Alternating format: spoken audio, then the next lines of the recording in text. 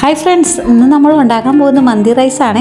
നമ്മുടെ അടുക്കളയിൽ നമ്മുടെ മക്കൾക്ക് എളുപ്പത്തിൽ ഉണ്ടാക്കി കൊടുക്കാൻ പറ്റിയ ഒരു അടിപൊളി മന്തി റൈസ് ആണ് ഉണ്ടാക്കി കൊടുക്കാൻ പറ്റുന്നത്. അത് എങ്ങനെ ഉണ്ടാക്കണേന്ന് നോക്കിയാലോ. ഇതിനു വേണ്ടി നമ്മൾ ആദ്യം എടുക്കുന്നത് 2.5 കിലോ ചിക്കനാണ്. കഴുകി വാരിയത് എടുക്കേണ്ടത്. ഇതിനായിട്ട് നമുക്ക് ഒരു സബോള ചെറുതായി കട്ട് ചെയ്തതും ഒരു ക്യാപ്സിക്ക കട്ട് ചെയ്തതും നമുക്ക് ഇതിലോട്ട് ഇട്ട് കൊടുക്കാം.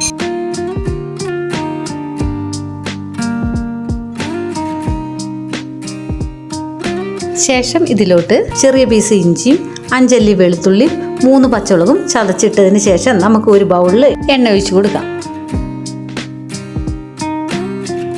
ഇതിലോട്ട് 1 ടീസ്പൂൺ മുളക് പൊടിയും 1.5 ടീസ്പൂൺ ചിക്കൻ മസാലപ്പൊടിയും ഇട്ട് കൊടുക്കുക.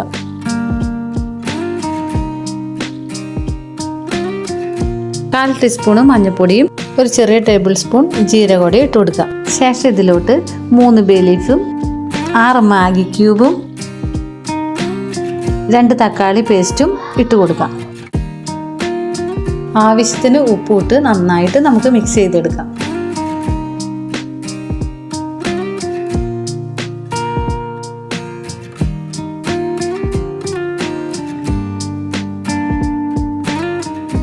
മല്ലിയിലയോടെ ഇട്ട് നമുക്ക് നന്നായിട്ട് മിക്സ് ചെയ്തെടുക്കാം.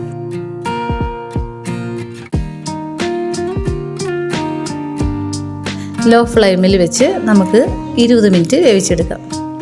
നമുക്ക് ഇനി അരി തയ്യാറാക്കിയെടുക്കാം. ഈ വെള്ളത്തിലോട്ട് നമുക്ക് ഏലക്കായ, ഗ്രാമ്പു, കറുകപ്പട്ട, ബേ ലീഫ്, വലിയ ജീരകം, ചെറിയ ജീരകം, ഇതിലോട്ട് കുരുമുളക്, ആവശ്യത്തിന് ഉപ്പ്, സ്ലൈസ് ചെയ്ത 3 പീസ് നാരങ്ങ, ഇതെല്ലാം നമുക്ക് ഇട്ട് കൊടുക്കാം. വെള്ളം തിളച്ചതിന് ശേഷം നമുക്ക് കുതിർത്തി വെച്ച ബസ്മതി റൈസ് 3 ഗ്ലാസ് ഇട്ട് കൊടുക്കാം. പാതി വേവാകുമ്പോൾ നമുക്ക് അരി കോരി മാറ്റാം. നേരത്തെ വേവിച്ച് വെച്ച ചിക്കനിലോട്ട് നമ്മൾ വാർത്ത് വെച്ച റൈസ് ഇട്ട് കൊടുക്കാം. കുറച്ച് ചോറ് ഇട്ടതിന് ശേഷം നമുക്ക് ഇതിലോട്ട് 4 പച്ചമുളക് ഇട്ട് കൊടുക്കാം. ബാക്കിയത്തെ ചോറ് ഇട്ടതിന് ശേഷം നമുക്ക് ഒരു 5 മിനിറ്റ് ആവിയേറ്റിയെടുക്കാം. നന്നായി ആവി വന്നതിന് ശേഷം നമുക്ക് തീ ഓഫ് ചെയ്തിട്ട് നമുക്ക് ചോറ് മിക്സ് ചെയ്തെടുക്കാം. നമ്മുടെ മന്തിച്ചോറ് റെഡി ആയിട്ടുണ്ട്. ഇത് എൻ്റെ രീതിയിലുള്ള മന്തിച്ചോറാണ്. നിങ്ങൾക്കെല്ലാവർക്കും ഇഷ്ടപ്പെടുവേ. നിങ്ങളെല്ലാവരും ട്രൈ ചെയ്ത് നോക്കണേ. ഇത് വളരെ എളുപ്പത്തിൽ ഉണ്ടാക്കാൻ പറ്റിയ ചോറാണ്. കൂടാതെ എൻ്റെ ചാനൽ സബ്സ്ക്രൈബ് ചെയ്യാനും മറക്കല്ലേ.